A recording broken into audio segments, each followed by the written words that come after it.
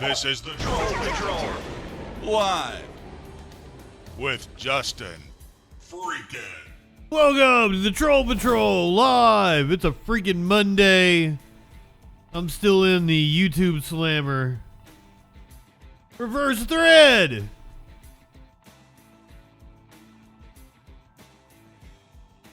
Good evening. Welcome. I apologize about the limited places that the show can be viewed right now. It's out of my control. I bitched and bitched and bitched to YouTube. I sent emails. It's the same response back. Sorry about your damn luck. Guy comment, good evening. Once again, I didn't do anything. Telling people they're fucking dumb for leaving their kids with strangers all day is not something to get banned from YouTube over. But that's what happened.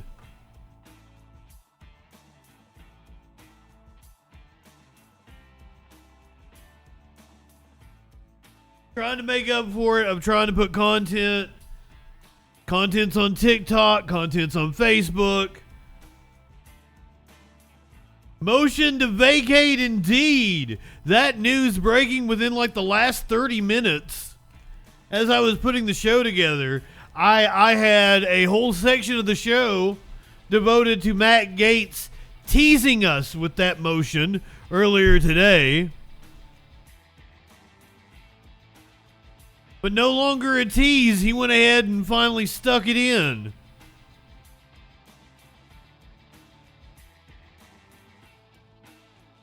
Yeah, I'm trying to get more content up on the TikTok, including Libertad. Libertad might not have found his way to us because of the Facebook. Libertad suggested I clip the Mike Lindell lumpy pillow thing. And like I was sitting here, I'm like, God damn, Libertad suggested something to me. This was like weeks ago. John Oliver brought up the lumpy pillow when he came back last night. I don't think Democrats are going to save McCarthy, but I also don't think there's the votes to put anybody else in. It's a weird predicament. A couple of weeks ago, we watched the deposition he gave in relation to January 6th, and he got really upset about being asked about lumpy pillow reviews. He didn't like the insinuation that his pillows are lumpy. But apparently, if you go to the Amazon reviews, that's like the number one complaint about the pillow, is that they're fucking lumpy. So, Mr. Lumpy Pillow is what we're going to call him from now on, because it apparently pisses him off. Here's your meme of the day. The 4 worst types of dude. I concur. Those are the 4 worst types of dude. Nightmare blunt rotation. He's actually holding a blunt in one of them. I think, was he smoking a blunt or a joint with Joe Rogan? I don't remember. Mike Lumpy Pillow. I know him as the crackhead. That's I was gonna start calling him the crack whore. I was on crack. Right. Well, He likes his crack. I will say that the pillow that he is holding in that graphic I made looks nothing like the pillows I saw when I was looking up my pillows for the video I made. Not high enough for this shit. And boy, do we got some shit tonight. Hold on. I've got the show together, but I didn't. Still all discombobulated. I need to get all the spaces out of it. Because like I do it in sections, right? So I gotta put the sections together. So multiple social media deaths we're gonna be covering tonight, right? A dude that supposedly hunted pedophiles was killed, as well as a verdict in the trial of a YouTube prankster that was shot.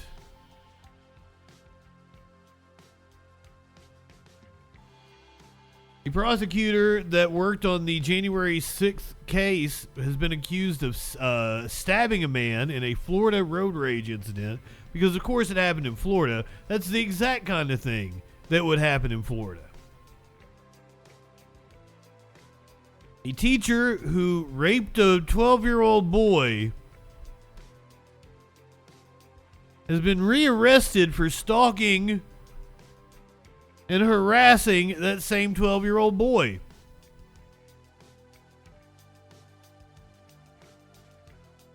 Search is on for a 9-year-old who went missing. I believe it was a family camping event. The right wing is still losing it over Jamal Bowman pulling a fire alarm. More evidence has come to light that convinces me that, like, he didn't actually mean to do it. I'm going to show you the sign on the door. Marjorie Taylor Greene, however, going to give us a tour of the door. A tour of the door. Not the door that was stolen on January 6th, no. Now Marge cares about doors. The warlord brought up Gates filing a motion to vacate. I had the footage of him on the House floor earlier today teasing us with this motion to vacate, but within the last half hour has actually filed the motion to vacate the speakership. Speaking of vacancies, one has been filled now by the California governor. Gavin Newsom has appointed the replacement for Dianne Feinstein. When I heard the name, I thought it sounded like a Jewish white man. And I'm like, well, that's not a black. He promised a black woman, but it was indeed a black woman with the name of a Jewish white man. Or maybe that's just me and my prejudice. And Trump appeared in court earlier today, and a lot of stuff to talk about. A lot of stuff to talk about, from the fact that he ordered a shit ton of McDonald's, from the fact that his lawyers screwed up big time. So much news coming out of this trial, which is apparently almost over with already. Like, it ain't gonna last very long tomorrow. All that and a lot freaking more tonight on the Troll Patrol Live. Sorry, I've already apologized for being a racist. I've made that video already. Good evening. Not high enough for this shit. Speaking of racist, look at the man on the screen.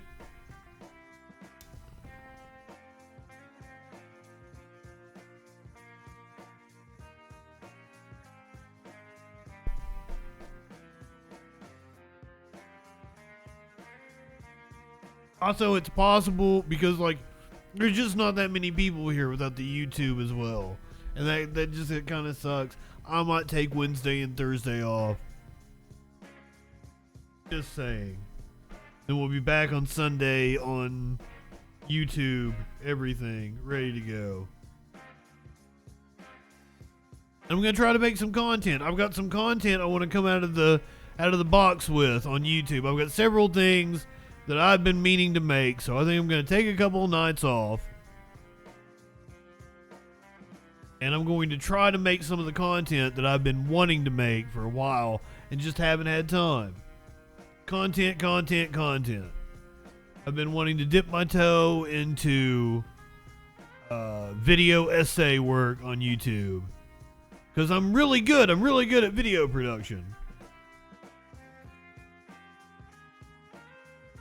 So we're going to, I got a couple that are non-political that I want to make. I've got also making some video essay content would be good for my channel, because so much of the content that I turn out it's not relevant in a couple days, right? I do current events, I do breaking news. So my videos don't have replayability later on. I like to think that some of the TikToks I've made here lately, I think they're still funny, even if, you know, they're talking about current events. Because, like, more of the content that I've been making for YouTube Shorts and TikTok, it's not so much talking about a current event, but it's jokes I'm making about shit. So they seem like they're a little more, you know, evergreen, as they call them. Anyway, that's just me thinking out loud. If we do eventually get the Twitch back, this is something I have thought long and hard on. I think we will come on at 6 o'clock on Twitch because we can't simulcast anymore. So we'll do a pre-show on Twitch, and I will actually put the actual show together. I'll make the thumbnails, maybe even do the freaking news for tomorrow, and I'll do that as content on the Twitch, lead into the Troll Patrol at 8 o'clock.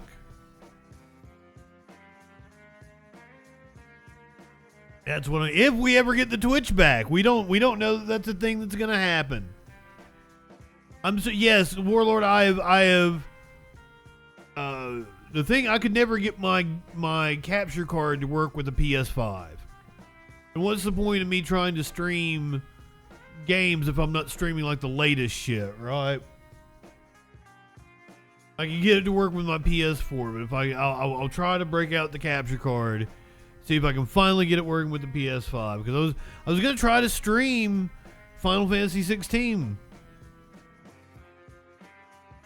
Playing Dying Light right now, I really like it. This is a lot of fucking fun. I'm so into it. Okay, so like, I clearly have a PC that can handle PC gaming, right? Because I do video editing. But like, I'm sitting here all day doing my work.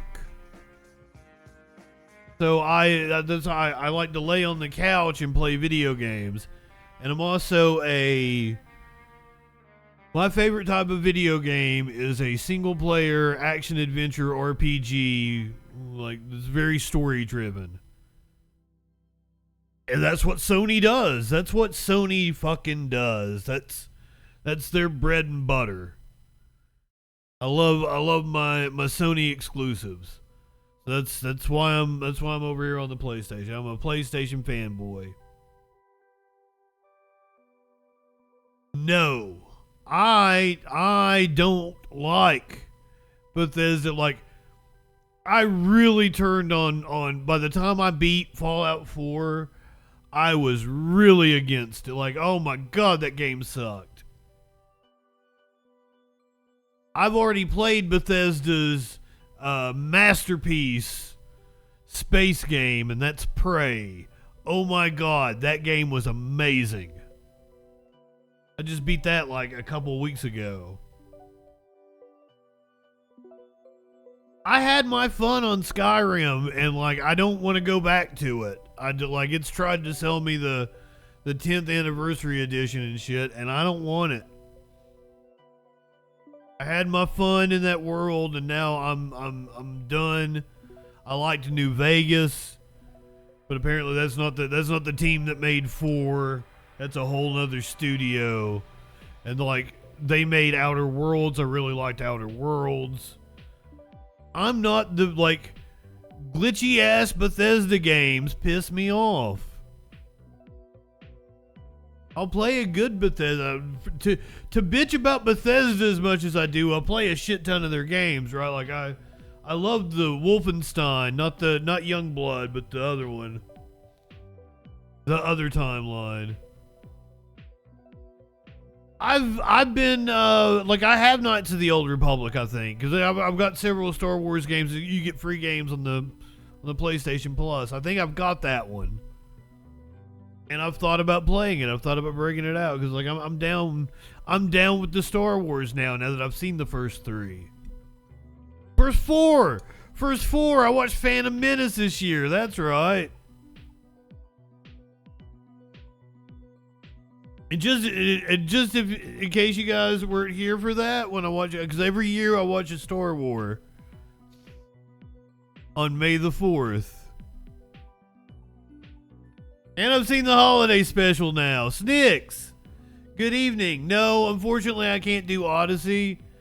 Like, Odyssey was hooked up to the YouTube. That's how everything went to Odyssey, because it was on YouTube. But I'm so... Snicks 007. Dun, dun, dun. Getting on the bandwagon for canceling Justin. I'm sorry. I'm sorry. I'm missing in action on the YouTube. We'll be back on Sunday night. Still pissed about it. Good evening. Good evening. So I really liked Phantom Menace a hell of a lot more than I liked. Is it Return of the Jedi? Is that the third one? Like, because everybody bitches about Phantom Menace. I was expecting not to enjoy it, and I liked it a lot better. I did not like the third one. I thought of the original trilogy, they got worse as they went along. The first one exceeded my expectations. Doc, good evening. The very first, okay, this is someone who had never watched Star Wars before. Watching it is like I started when I was like 36, 37. Watching one a year.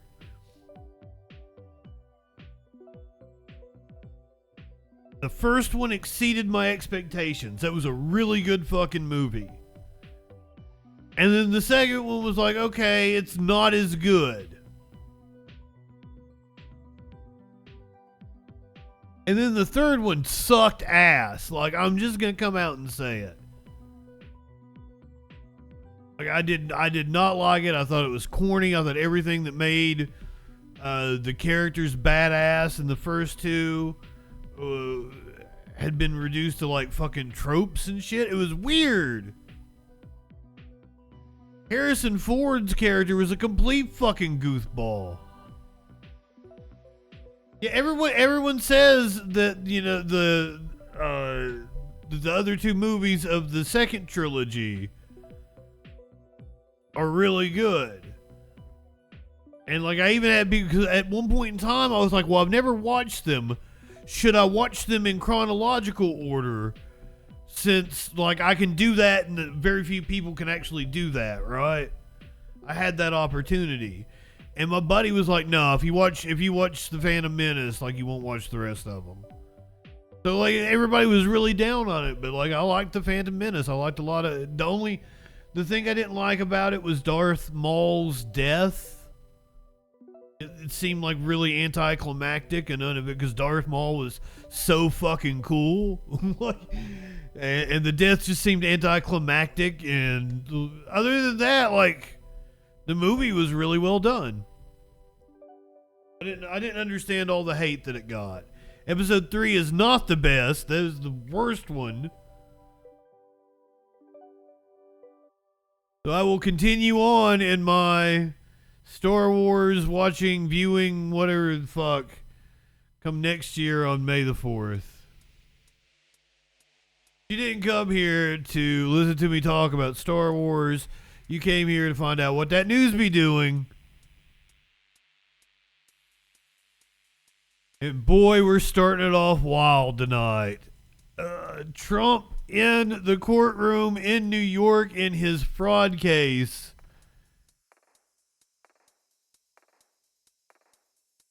Fucking wow.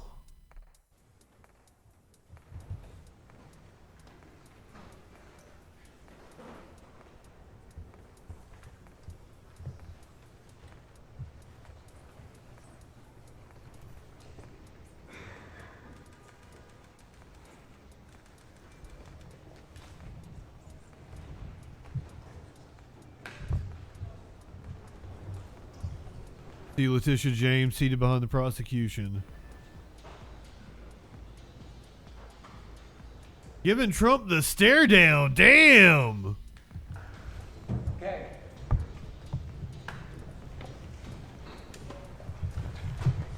They're, I assume, ushering the...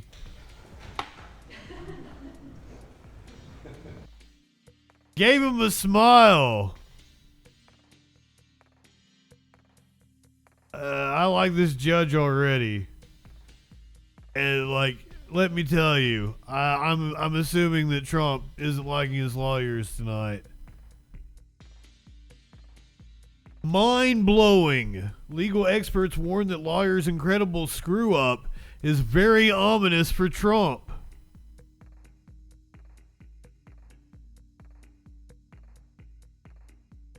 That's his counsel? The young lady sitting next to him is his counsel?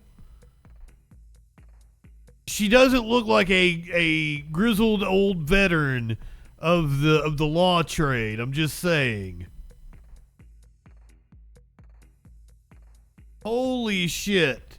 New York Judge Arthur Ergeron on Monday said that he is holding a bench trial in New York Attorney General Letitia James fraud lawsuit against former President Donald Trump because nobody asked for a jury trial on either side.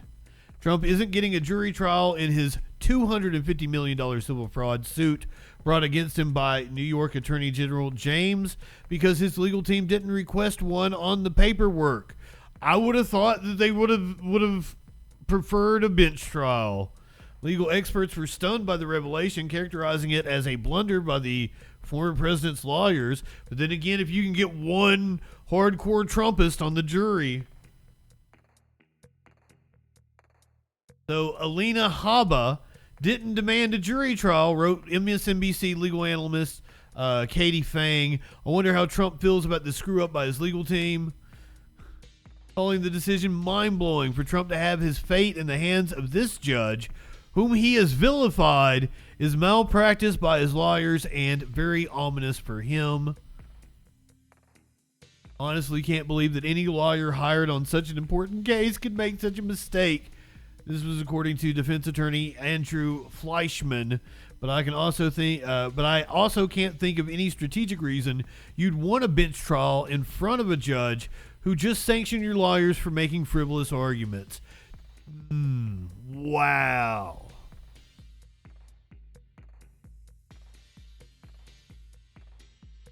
So Trump apparently wasn't happy after court, but we'll get to that. Before, I've got to show you the huge McDonald's delivery to the courtroom. Donald Trump appears to be working up an appetite as his $250 million civil fraud trial kicks off because a massive McDonald's order was just delivered to court.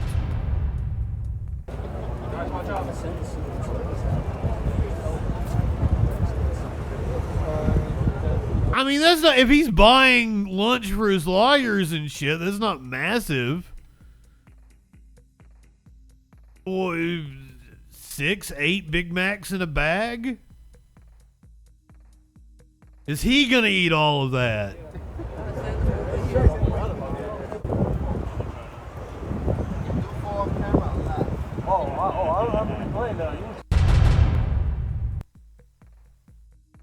Former president is famous for his love of the Golden Arches, and a couple of security guards were spotted Monday afternoon bringing in several bags of food from the fast food franchise. There's at least 6 delivery bags of McDonald's grub going into Manhattan Supreme Court, where Trump is appearing for the first time with his business empire on the line. Trump's probably not the only one chowing down on Mickey D's. He's in court sitting next to his attorneys, Clifford Robert, Alina Habba, and Christopher Kise, so it's no wonder Trump needed 2 security guards to bring in all the goodies. Imagine being Trump's lawyer. I would assume you got payment up front, unless you're just doing it for the clout. You're doing it for the exposure at this point. But it's not good exposure if you're fucking up this bad. Trump had words after he came out of court.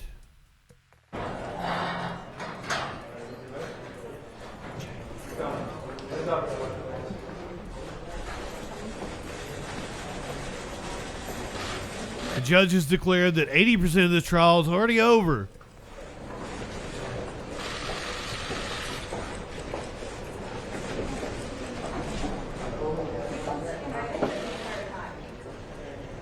You gonna say something? You just gonna look at him?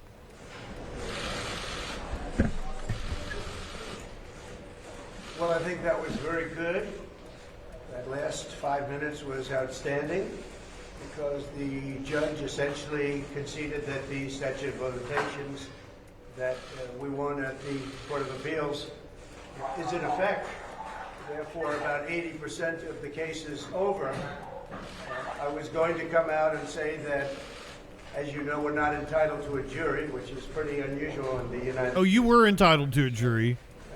We think it's very unfair that I don't have a jury, but the judge's last statement was very fair. And if I read it right, I'll let perhaps one of the lawyers speak to it. But Cliff, maybe you'll speak to it if you would. But the way I interpret that, and the way everyone else in the room seems to interpret that, is that the statute of limitations is a very real thing in this country. And that would be about 80% of this case would be over. Could somebody speak to that, please? You don't know shit about fuck. So based on the judge's comments, based on the judge's comments at the end of the trial today, it would appear that he is agreeing that all of the transactions that closed prior to 2014 are now out of the case. Which is about 80% of the case. And it's also something that we won on appeal, but was not accepted by this court, but now seems to be accepted by this court. As far as the jury is concerned, it's much different now. I must tell you that it was 20 minutes ago. We were going to come out and complain that, you know, in this country you're entitled to a jury. But we very much appreciate the judge's decision today, or his statement today, on statute of limitations, which is a very big thing. There's a limited time period. Oh, I see Eric back there. Nothing wrong. And if you look at the statements, they show that... Yeah. Trump, I know how you feel. YouTube has falsely put me in YouTube prison. I did nothing wrong. I guess the number was $258 million in cash. Very strong company. I don't believe we really, maybe I wouldn't do a couple of deals or something, but I wouldn't have even needed to go to banks. Banks loved our business. They loved our deals. They weren't defrauded. They lost no money. They made money. They had the finest attorneys that there are. Everything he just said is a lie. They were better than my attorneys. And they made a lot of money, and they considered me a very good client. He had to resort to Russian banks because no banks in the U.S. would do business with him. They never even sent me a default letter. Not one. For years. Never got a default letter. And there's no case here. There's no victim. The banks aren't a victim. The insurance companies are a victim. Everybody got paid. It's a terrible, terrible thing. This was for politics. Now, it has been very successful for them because they took me off the campaign trail. Because I've been sitting in a courthouse all day long instead of being in Iowa, New Hampshire, South Carolina, or a lot of other places I could be at. This is a horrible situation for our country. It's never happened before. It's election interference. They're interfering with the presidential election of 2024, and the people of our country see it. But this was a big, I say surprise, but it was a great credit to the court that the judge was willing to do this. A big surprise. He overruled himself, and I greatly respect that. Thank you very much, everybody. Thank you. We may. I mean, I'd love not to. I'd love to be campaigning instead of doing this. Because I built a great company. That's one thing people are seeing. All the way back to 2011. And today, it's much bigger and much better.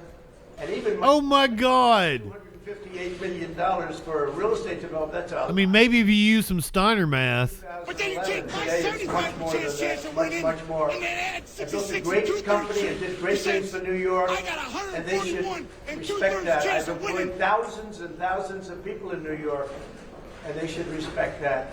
The Attorney General of this state is a disgrace. Letitia James is a disgrace. She's a disgrace to our country and to the state. Even Eric's back there look like shut the fuck up. On all of the violent crime and the murders going on in New York, not on somebody that paid back the banks in full without a default, and in many cases paid them back early. Thank you very much, everybody. Well, that was something. The first of many court appearances for Donald J. Trump over the next few months. Buckle up, buckaroos. It's gonna get interesting.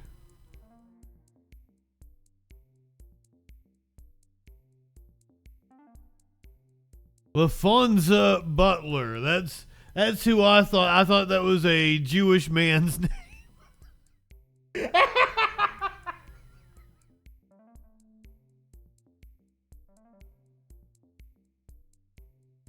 LaFonza Butler. I am indeed a racist. I apologize. Thought it sounded like a Jewish man. It's a black woman. That's relevant because Gavin Newsom said that he was going to appoint a black woman to fill Dianne Feinstein's Senate seat if needed. And like he stuck to his promise. But when I first heard the name, I was like, I thought he said he's going to pick a black woman. LaFonza Butler. I thought it sounded like a Jewish man. LaFonza Butler, the president of Emily's List. Woo!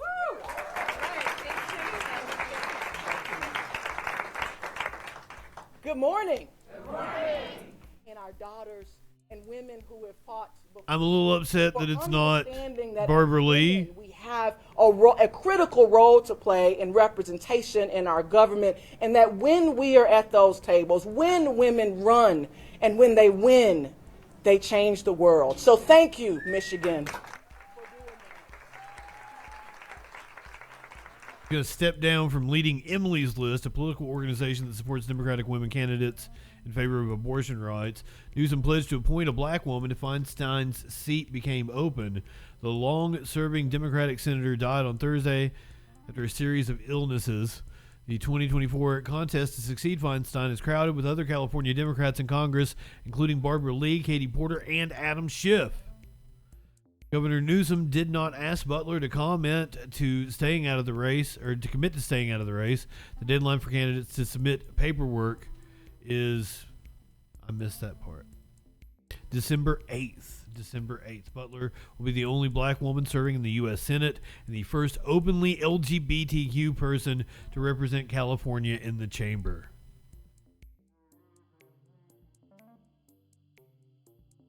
It's the Uber lady as well. She's a very corporate-backed dim. That makes the race for Senate a lot more interesting. I tend to back Barbara Lee in that race. Also, I love Katie Porter. And like, you could do a lot worse than Adam Schiff. So that race for Senate is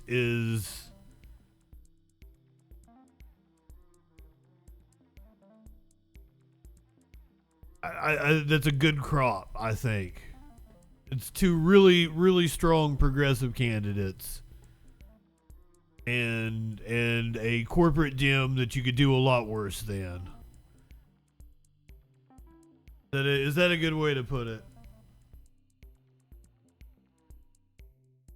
Whoever wins in that race, I hope it's one of the progressives. I hope Katie Porter and Barbara Lee don't split the vote. But then throw in Butler in the race, and it gets insane.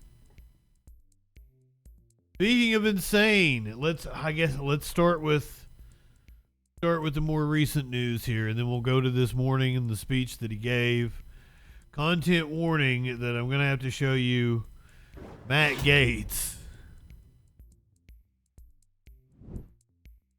Representative Matt Gaetz has filed a resolution to oust Kevin McCarthy as the Speaker of the House. We have comments from him here from the AP. I'm Lisa Mascaro. I'm the Chief Congressional Correspondent for the Associated Press.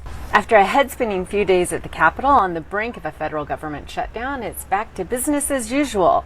Almost. A threat of an ouster hangs over House Speaker Kevin McCarthy after he reached across the aisle for Democratic votes in order to keep the federal government open. It was a big bipartisan deal, but it now risks Speaker McCarthy's job. First thing Monday morning, Republican Congressman Matt Gaetz arrived at the Capitol as soon as the House opened, and he unleashed a blistering criticism of the House Speaker, and again is threatening to file a motion to vacate the chair, which would mean an immediate vote to try to oust Speaker McCarthy from his job.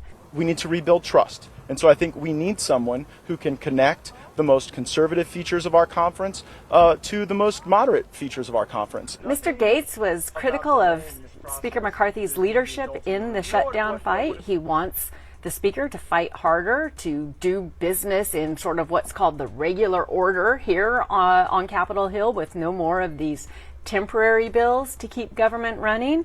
But Mr. Gaetz is also concerned about ongoing support for the war in Ukraine, sending U.S. dollars overseas. It's unclear, however, whether Congressman Gaetz, who's part of a contingent of Republicans who have been highly critical of Speaker McCarthy, has the votes an AP reporter to oust the Speaker. It would take a majority of the House to get rid of the Speaker, and that's a lot of votes. House Speaker Kevin McCarthy is not shying away at all from this fight. He says, bring it on. Speaker McCarthy arrived at the Capitol Monday. He walked through the halls. He spoke with reporters on the way into the House, on the way out of the House. He even stopped for the cameras. He even did what he he was confident. Capitol, which is stop and talk to tourists and visitors.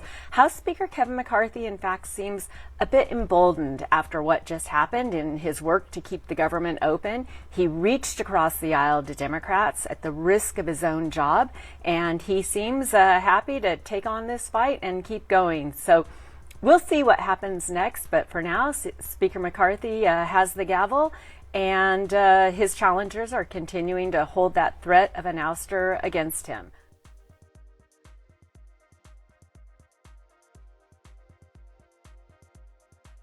So Kevin McCarthy tweeted out an hour ago, bring it on. This is AP News Minute. Former President. Shut up, AP News Minute. Matt Gaetz said, just did. Speaker Kevin McCarthy is facing an extraordinary referendum on his leadership of the House of Representatives after a conservative member of his own conference, a longtime critic, moved to trigger a vote on whether he should remain at the helm. I have enough Republicans where at this point next week, one of two things will happen. Kevin McCarthy won't be the Speaker of the House, or he'll be the Speaker of the House working at the pleasure of the Democrats. GOP Representative Matt Gaetz told reporters after he filed the motion, I'm at peace with either result because the American people deserve to know who governs them.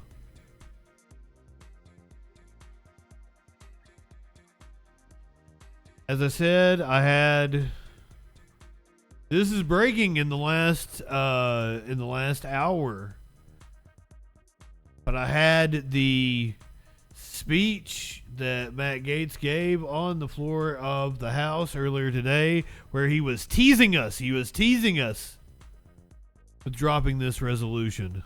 Gaetz is on the House floor now delivering remarks. Let's listen. Resolution so as to avoid having to take the Senate's plus up in Ukraine money, that the Speaker of the House was actually cutting a side deal to bring Ukraine legislation to this floor with President Biden and House Democrats. So let me get this straight.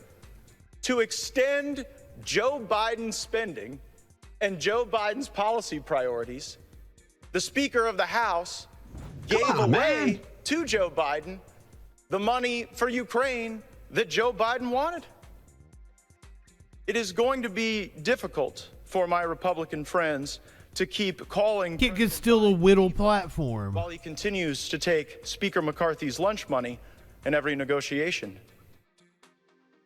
The Speaker of the House has responded to these reports of a secret side deal on money for Ukraine. I'm not high enough for this shit. Stating that he still wants to fund Ukraine and our border. I have a few replies to this statement. First, the Speaker's statement confirms the existence of a secret deal. And I have talked to members of our own leadership who have said they didn't even know that Speaker McCarthy was negotiating a secret side deal outside of our conference, outside of his own leadership team, for the sake of Ukraine. Second, Ukraine has lost the support of a majority of the majority. The last time there was a freestanding Ukraine vote on this floor, it was last week. 101 Republicans voted for it, 117 Republicans voted against it.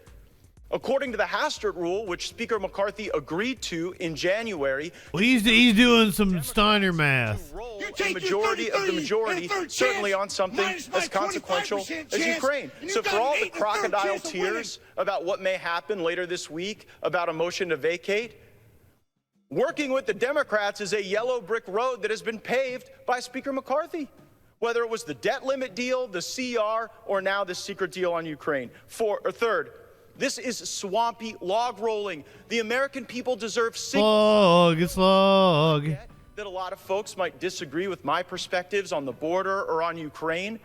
But can we at least agree that no matter big, it's heavy, it's wood, about Ukraine or the southern border, they each deserve the dignity of their own consideration and should not be rolled together where they might pass where each individually wouldn't?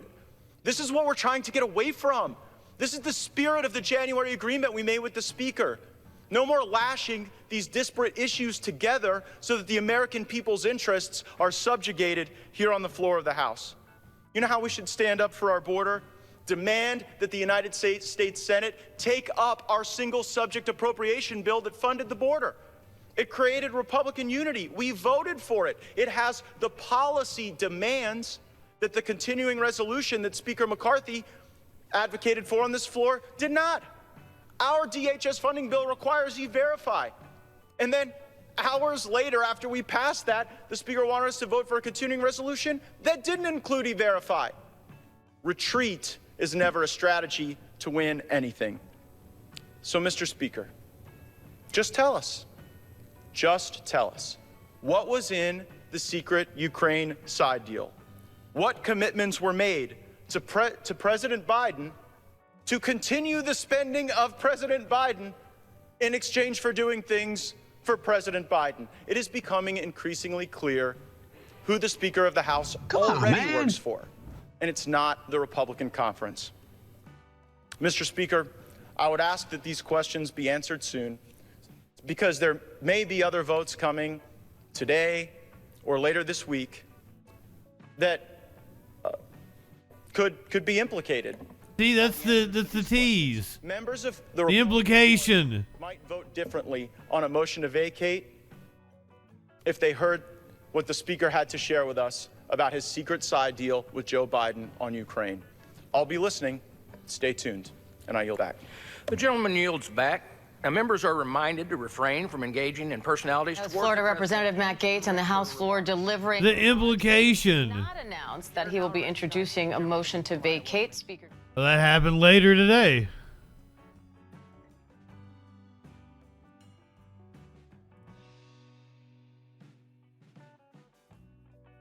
We got some real nut jobs in the House of Representatives. Speaking of nut jobs, they are all up in arms about Jamal Bowman. Let's listen to Marjorie Taylor Greene. Give us a tour of the supposed door. Hi everyone, we are at the infamous door where Jamal Bowman claims he had to pull a fire alarm to get out. Now these doors are open on weekdays. Every member of Congress knows that, everybody that works here knows that. But on Saturdays and Sundays, they are locked, and only certain doors are open on Saturdays and Sundays. Now come on over here. This right here is a fire alarm. Nowhere does it say, pull the fire alarm to open the exit door. Doesn't say that, and I think ex-middle school principals know better. Let me show you. In actuality, it does say that. It does actually say that. Push until alarm sounds. Door will unlock in 30 seconds. That was up on the weekend.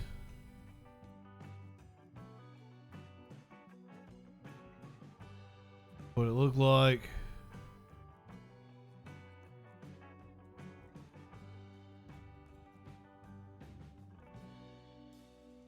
You can see the sign displayed.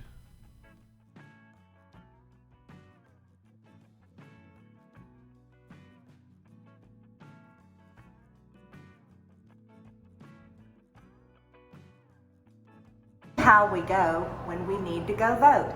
I know this because my office is in here in Keenan Building. Come on, go this way.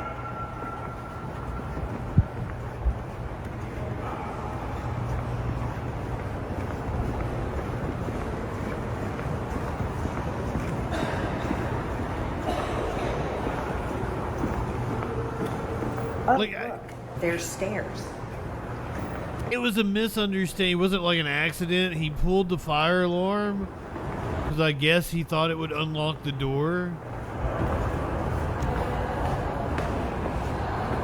By the way, we had to use the stairs to evacuate Because the sign said it would unlock the door. after Jamal Bowman pulled the fire alarm.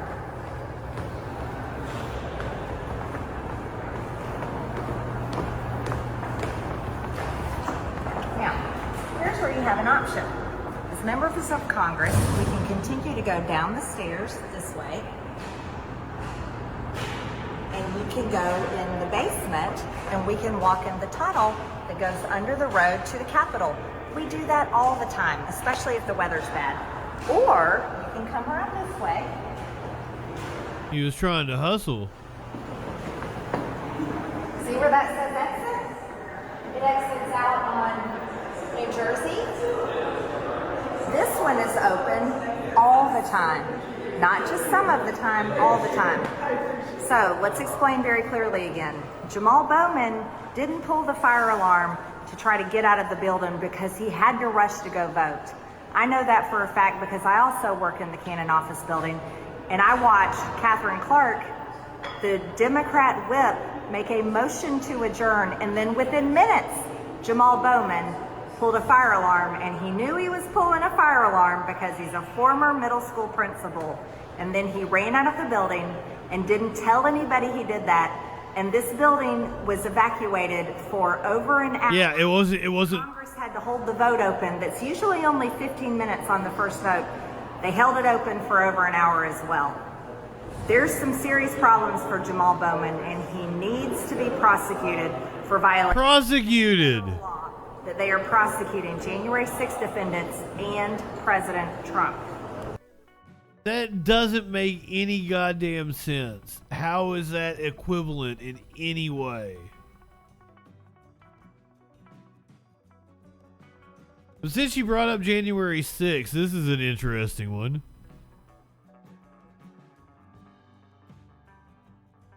A former federal prosecutor accused of stabbing a man in an alleged Florida road rage incident.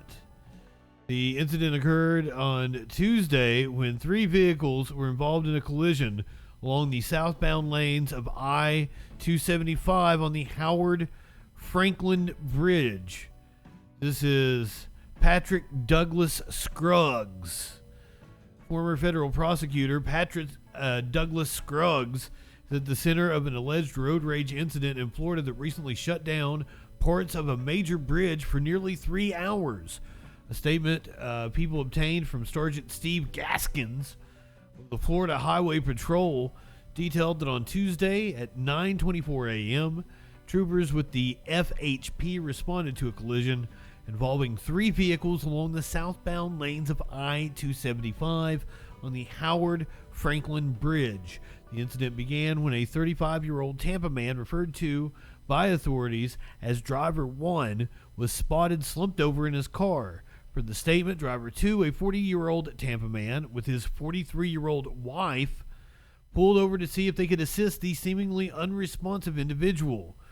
NBC News has identified driver number 2 as Ahmed Gahaf. According to FHP, after Gahaf exited his own vehicle to check on Driver 1, he went back to his car to look for something to break the window in an attempt to help Driver 1, who was slumped over. Before this could occur, Driver 1 awoke and drove forward, colliding with Driver 2's vehicle. Unable to continue forward, Driver 1 reversed and attempted to drive around Driver 2's vehicle.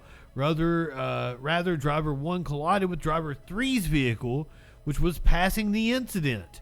Driver 3 was identified in the statement as Patrick Douglas Scruggs, a lawyer who was 38 at the time of the incident but turned 39 on Thursday. According to his LinkedIn page, served as Assistant U.S. Attorney for the U.S. Department of Justice between September 2012 and April 2023. The FHP statement added that Scruggs stopped, exited his vehicle, approached driver 1, broke out the side window, and began to stab driver 1 multiple times with a pocket knife. This seems like a fucking a normal fucking Florida morning. Like I don't understand what the big deal is here. It was then that Gahoff and his wife intervened in an attempt to stop the attack on driver 1. However, the statement said that as the pair approached, driver 3 diverted his attention in an attempt to stab the couple. Both fled before being harmed. It surprised me why he did this. Gahoff told NBC News on Thursday, he said, "You with him, you two, you want to kill me." That's when he came at me with the knife. According to the FHP statement, a St. Petersburg police officer who happened to be driving along the bridge at the time observed the incident and stopped, detaining Scruggs and rendering aid to driver 1, who was transported to an area hospital with serious but non-life-threatening injuries. So apparently the 275 goes over a body of water. That is really awesome. Would freak me out. That's the Howard Franklin Bridge in Florida. That would freak me out going over it. Wanted to help the guy and help the other people too. It could have been a big accident, Gahoff explained in his interview with NBC News. It's 4 lanes and everyone is speeding at 80 miles per hour. There could have been a big accident. Tuesday's events didn't deter Gahoff from vowing to continue to help others in need. Well, good on him. Authorities added in a statement that Scruggs was booked into Pinellas County Jail and charged with aggravated battery, aggravated assault, and burglary of an occupied convenience. January 6th prosecutor was at the Justice Department for well over a decade. Just over a decade.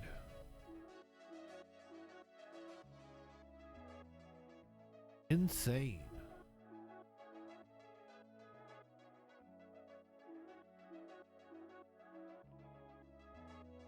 Here's one for you.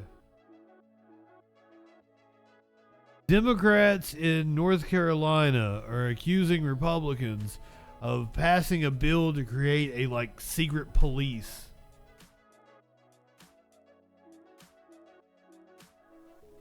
So let's check out what this is all about. The legislature have gone too far in giving themselves more power through the new state budget. Good evening, I'm Angela Taylor. I'm Rod Carter, glad you could join us. Now, when the new spending plan takes effect next week, lawmakers will have new authority to seize records and conduct investigations. Capitol reporter Michael Highlands live for us tonight in Raleigh with that. And Michael, Democrats even call this the secret police.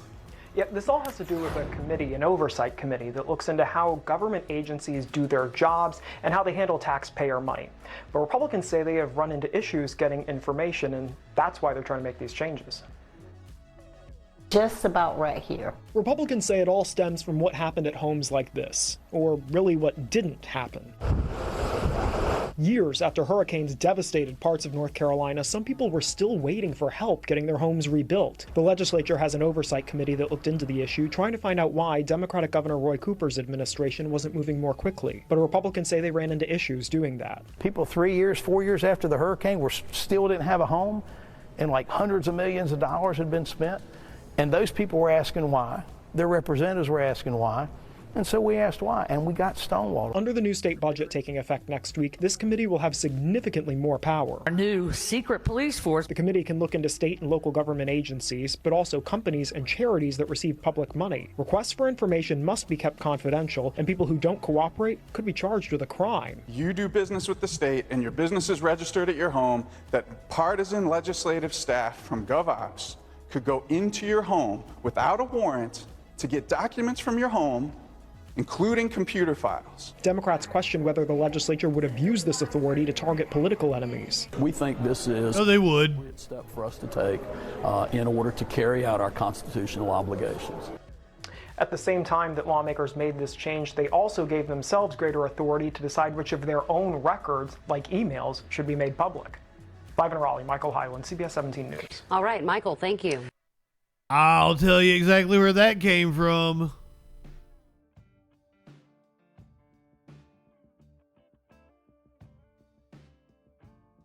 This is a cause and effect.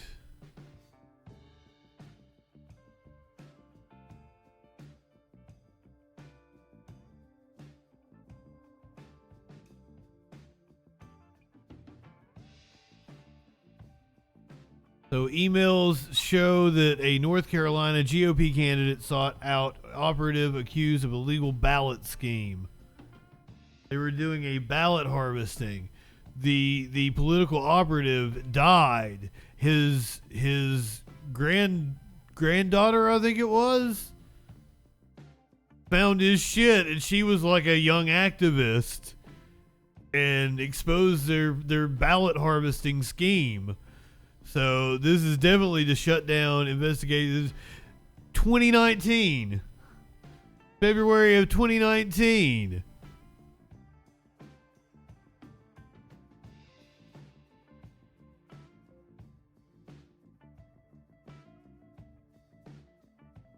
So that's why they want to do that.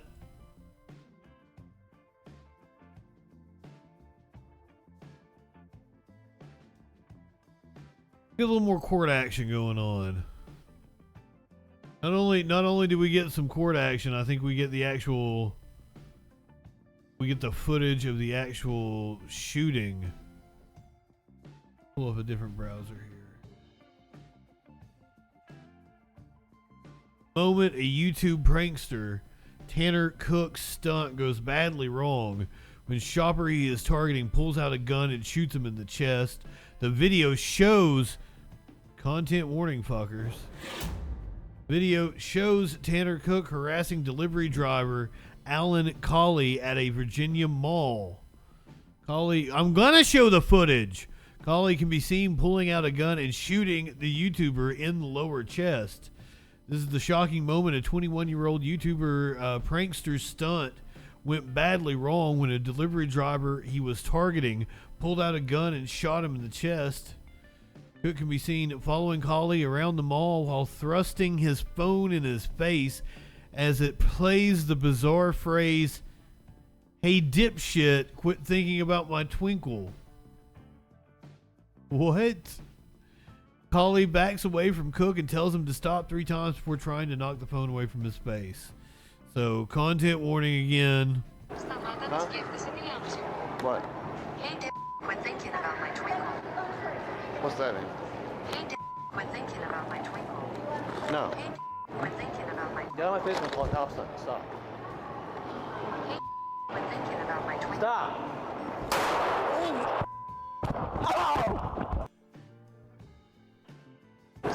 Huh? What? Hey, quit thinking about my twinkle. What's that mean? Hey, quit thinking about my twinkle. No. Hey, quit thinking about my... Get on my face and call top sign. Stop. Hey, quit thinking about my twinkle. Stop! God damn, I do not know if he died. Looks like he lived. And like, definitely annoying. I hope he learned his lesson.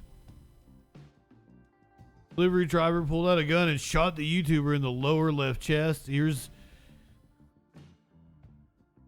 Cook, pictured in the hospital, was left fighting for his life following the shooting and spent several days in intensive care after the bullet pierced through his stomach and liver.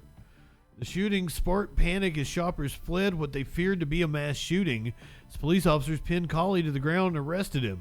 He was charged with aggravated malicious wounding, use of a firearm in the commission of a felony, and discharging a firearm inside a building. But last week, Colley, who has a license to carry a concealed weapon, was found not guilty of aggravated malicious wounding in the shooting after he said he was acting in self-defense. He was found guilty on a lesser charge of shooting into an occupied dwelling, but a judge will hear arguments to set aside this conviction at a hearing next month after his lawyer appealed against it. If found guilty of the lesser firearms count, he faces up to 10 years in prison. One of Colley's defense attorneys, Adam Poliard, said that his client felt menaced by the 6'4" tall Cook during the confrontation, which was designed to provoke a reaction and to draw viewers to his YouTube channel. Pouliard said Cook is trying to confuse people to post videos. He's not worried that he's scaring people. He keeps doing this. Cook's Classified Goons channel, which has more than 50,000 subscribers, is known for his controversial stunts, like pretending to vomit on Uber drivers and following unsuspecting customers through department stores. Cook was left fighting for his life following the shooting and spent several days in intensive care. The YouTuber insisted during the trial that he had no inkling he had scared or angered Colley during the prank, despite the delivery driver telling him to stop 3 times before trying to knock the phone away from his face. Cook testified last week that he tries to confuse the targets of his pranks for the amusement of his online audience. He said he doesn't seek to elicit fear or anger, but acknowledged his targets often react that way. Asked why he didn't stop the prank despite Colley's repeated requests, Cook said he almost did, but not because he sensed fear or anger. He said Colley simply wasn't exhibiting the type of reaction Cook was looking for. There was no reaction.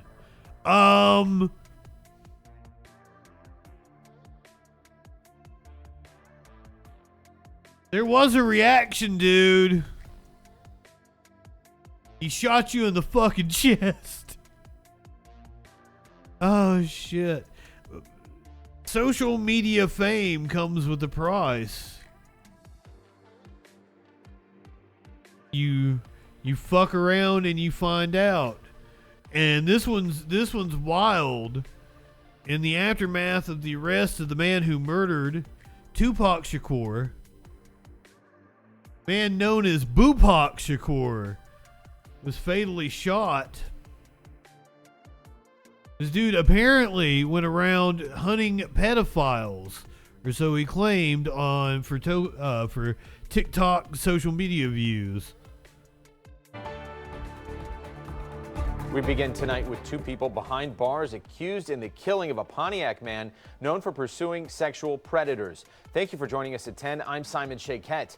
Robert Lee, known as Bupak Shakur, was shot and killed at Universal Coney Island in Pontiac last night. Lee had a large social media following and would pose as young girls online, then record confrontations with sexual predators whom he communicated with.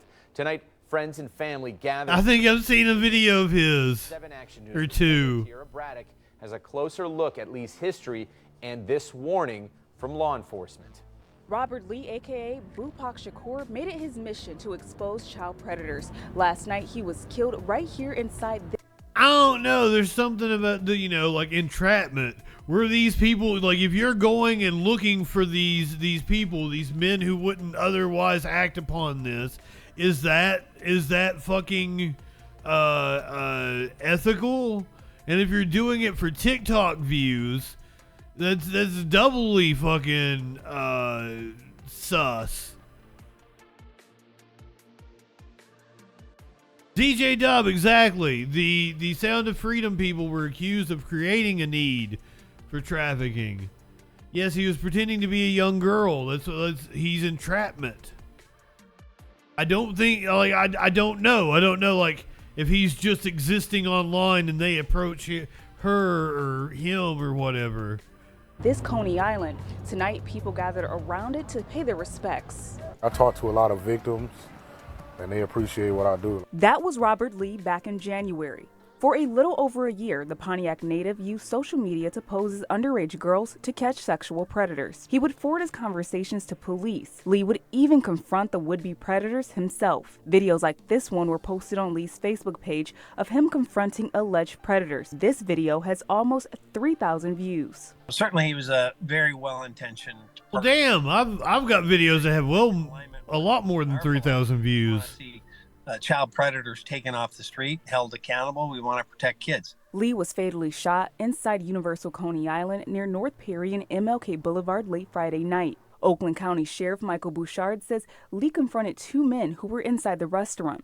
He even accused one of the men of being a pedophile. The confrontation escalated very quickly, and ultimately the second individual in the booth produced a firearm and shot him multiple times. Police have arrested the 2 suspects involved in Lee's shooting. They haven't released their names because they haven't been formally charged yet. According to Sheriff Bouchard, Lee's one-man crusade led to arrest and criminal charges of several men. The sheriff says this type of vigilantism can be very dangerous. He doesn't recommend people confronting predators. Oftentimes, if you actually corner a predator, sometimes they become violent. They get trapped. They, try to get away using any means at their fingertips. Meanwhile, are you talking about a cat or a person? Family, friends, and the fans of his work. He really changed a lot of lives. He really cared about the kids of the community. He wanted to keep everyone's kids safe, and he was just a really caring person in the community. He really cared about this city a lot. In Pontiac, Was there a pot leaf in his shirt? He really cared about this city. Or am I just seeing that because I'm high? It really looks like a pot leaf, though.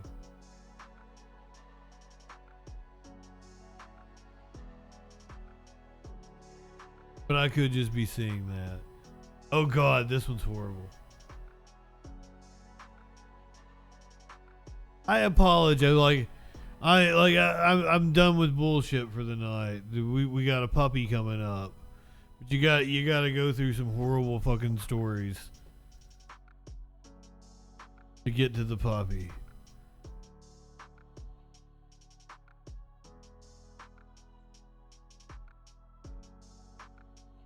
A teacher accused of raping a young boy, 12 years old, was rearrested while out on bond after stalking and harassing that 12-year-old boy again.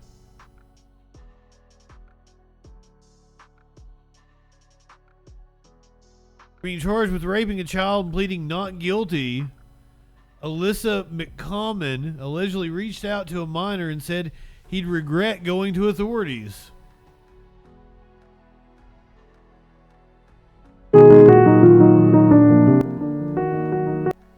That's some wild music they got under it.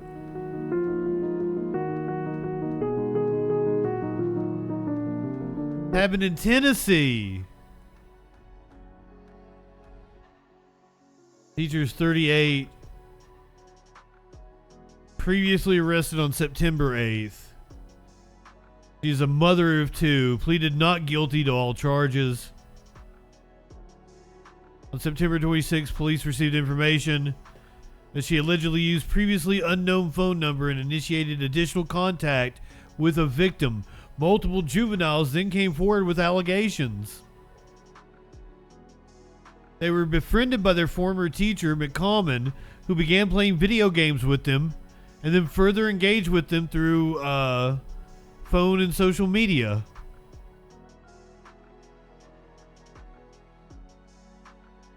Damn.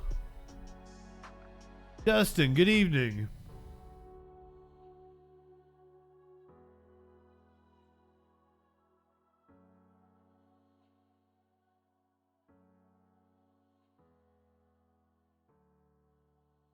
Would you have wanted her around when you were in school? That's definitely what the teachers looked like when I was in school. Warlord all kinky over in here. You live in sexual anarchy?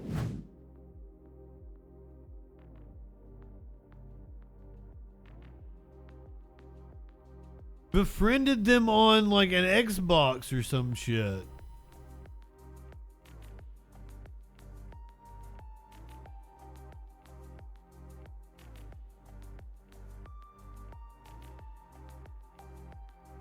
God damn.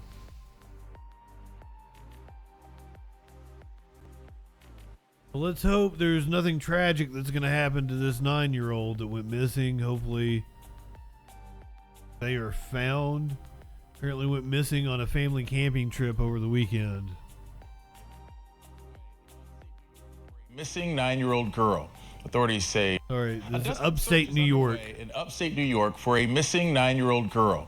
Authorities say Charlotte Cena went missing while camping with her family on Saturday. The young girl had gone on a bike ride with friends around dinner time and never returned to the campsite. State police issued an Amber Alert for her Sunday morning, asking people with any information to contact authorities. National correspondent Jamal Andrus has been following this story. He joins us live now from Dallas. Jamal, we know the first 48 hours are critical in missing persons cases. What have authorities learned in this case so far? Yeah. Well, unfortunately, Christian, not a whole lot. As you alluded to, this all happened very quickly. You know, Charlotte Cena, that 9-year-old girl, was last seen at 6:15 p.m. You know, as you mentioned, riding around with her friends on her bike around this campsite, and essentially decided to do one last lap by herself, is how her parents described it. And so from that point to 15 minutes later, her bike was found on that camp trail around 6:45 p.m. And so you only have about a 15-minute period where she is missing, and then the search is on for this missing girl. And it's an exhaustive search. You know, we heard from New York Governor Kathy Hochul yesterday, who talked about the lengths they are going to find this girl, about, you know, no campsite, no branch, no cabin untouched. And she's been missing for 2 days. They have drones, bloodhounds, air and underwater rescue teams, more than 100 volunteers sweeping that about 6,000 acres worth of land to try to find this girl at Moreau Lake State Park. And as you mentioned, you know, time is of the essence in a situation like this. I spoke with Todd Snyder, who's the director of the Missing Persons Unit for Texas Search and Rescue. We saw that an alligator ate somebody the other day. That period of time is so important. The thing that I would put at the forefront is the probability of survival. What are we, you know, the weather? Oh man, so many things have to do with that. How were they clothed? The weather conditions. Is it, you know, in the middle of January when it's 30 below? It's not the middle of January, you dipshit. One of the biggest factors is in your response is the survivability. Now, Charlotte was last seen wearing an orange tie-dye Pokemon t-shirt, dark blue pants, black Crocs, and a gray bike helmet. Again, riding that bike around this very large campsite. Police have the idea that this is an abduction because her bike was found, and have expanded that search past just that state park. But important to mention, anybody with any information is encouraged to contact law enforcement. Charlotte's family emphasized that no tip is too small in this instance. So if you know anything at all, please submit it to police. The park is closed. Oh shit! We have an update. We are leaving no stone, no branch, no table, no cabin unturned, untouched, unexamined in our search to find Charlotte. I promised her parents we'll... Oh yeah, I had seen that. A promise kept. Within the last hour, police say they have found 9-year-old Charlotte Cena. The fourth grader was last seen riding her bike during a family camping trip upstate New York on Saturday, and her disappearance set off a massive search. After 48 hours without a trace, now she's safe. What began as a nightmare is now a miracle. Still a lot of questions to be answered here. Scripps News Justice correspondent Jamal Andrus joins us live. Well, that's cool. We have a happy ending. We're praying for 48 hours thinking this little girl, her family, the bike's there, she's not. What can you tell us? Yeah, Chance. Fantastic news out of upstate New York, as you mentioned. Charlotte Cena, that 9-year-old girl, almost exactly 48 hours after she went missing, now safe and sound, according to local authorities. I want to show you what the New York State Police said in a statement. Charlotte Cena has been located and in good health. A suspect is in custody. This is still an active investigation. More details will be released. She was abducted, shit. Become available. And obviously the next big question are those details. We don't have the circumstances of her abduction or her rescue quite yet, but the Times-Union in New York did release some details from sources on their end. I want to show you a few of those as we wait for a presser to be announced or a more extensive statement from the New York State Police. The suspect in custody allegedly has a sexual abuse criminal history. Also left a note at Senna's parents' house demanding some type of ransom in connection with his parents. Also, the investigation was always focused on theories that the child was pulled into a vehicle or dragged in the woods against her will, some sort of abduction rather than, a 9-year-old lost in that vast woods there in upstate New York, Chance. Damn. You imagine the parents have not slept in 48 hours, just going through every possible scenario and wondering, is she there? Jamal, police, I know they put out an Amber Alert for her the next morning, and police are saying yesterday it was quite possible the abduction took place. Turns out it seems like they were right if all of this turns out to be true. What do police consider in a race against the clock like that? Yeah, Chance. Well, to recap the situation a bit, this all happened very quickly. She was last seen at 6:15, and police were alerted to her disappearance at 6:45. So just a small 30-minute period where someone didn't have eyes on her. And essentially, after the police did an initial scan of that area, very quickly, they decided that this was an abduction situation. Now, what's interesting here is that with abductions, more often than not, they come from family members. But when they don't, which is the rare case, that is the exception, not the rule. When they don't, they are much more dangerous. The other thing I want to mention, we've been hearing throughout the day, this 48 to 72 hours rule. There's so many reasons why that's important, but one of them is the survivability of a child that young being out on their own for that long. Back in the Spartan days, they would leave babies out, and if they could find their way back. At least this was like what was movie 300. What it led me to believe. Just makes her tougher. No, I'm glad we got a happy ending. We do these god awful stories. Here is a woman that used to mail babies.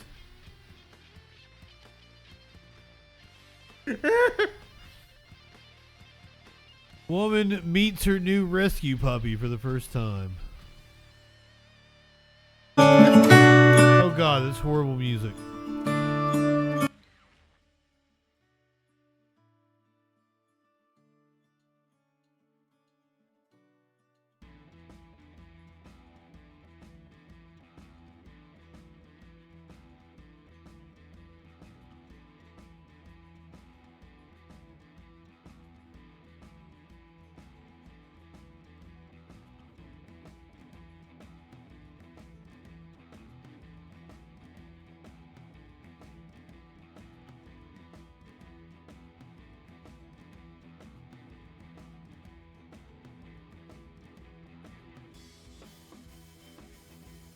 Oh, look at the puppy.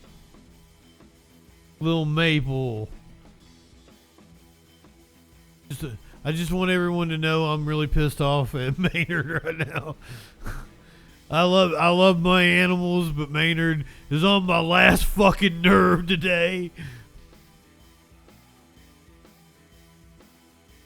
Damn, we had to watch when parents mailed their babies. Oh, God. I swear, this morning at like 5 o'clock, Maynard started yelling and would not stop. Would not let me go back to bed. I tried to get him to come lay with me. He would not. He just kept being an asshole.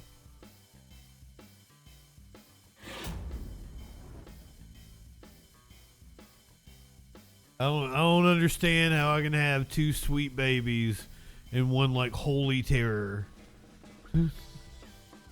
But I guess that's just the way it goes.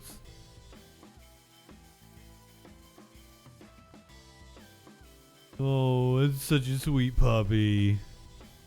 Go ahead, light one up, tip one back. It's alright to have a little fun before you hit the sack. I'm JustinFREAKIN. We'll see you tomorrow night. They've closed down a road in Kosovo. That should be a song. So bless the rains down in Africa. They closed down a road down in Kosovo.